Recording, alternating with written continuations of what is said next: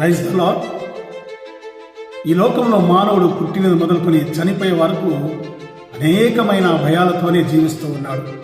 అనేకమైన భయాలు ఆయన ఆవరించినప్పుడు మనుష్యుడు భయపడుతూ ఉన్నాడు. ముఖ్యంగా ఒక భయాన్ని గురించి మాట్లాడుకుందాం. మనుషుడు రోగము వచ్చినప్పుడు అనేక విధాలుగా భయపడతారు. ఎందుకంటే మనుషుడికి మరణ భయం ఉంది కాబట్టి.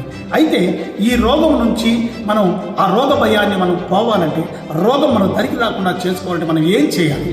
దేవుని వాక్యం మనకి ఏం చెప్తుందంటే, సామెతలు 3వ అధ్యాయము 7వ వచనంలో జ్ఞాని అయిన సొలొమోను ఒక మాట చెప్తున్నాడు. యెహోవా యందు భయభక్తులు కలిగి చెడుతనమును విసర్జించుము, అప్పుడు నీ దేహములకు ఆరోగ్యమును నీ ఎముకలకు సత్తువును కలుగుతుందంటాడు. నిజమే ప్రియులారా, యెహోవా యందు భయభక్తులు కలిగి ఉంటే మనకు రోగమే రాదంట, మన ఎముకలకు సత్త వస్తుందంట.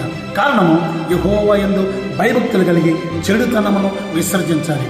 గమనించండి, మోషే భక్తుడు మరణించినప్పుడు 120 సంవత్సరాలు ఈడుగలవాడు.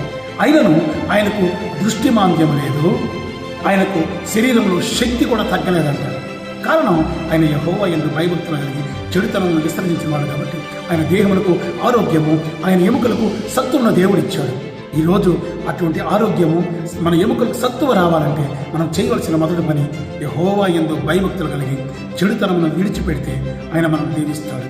అట్టి కృప దేవుడు మనకు దయచేసి కాపాడునుగాక. ఆమేన్.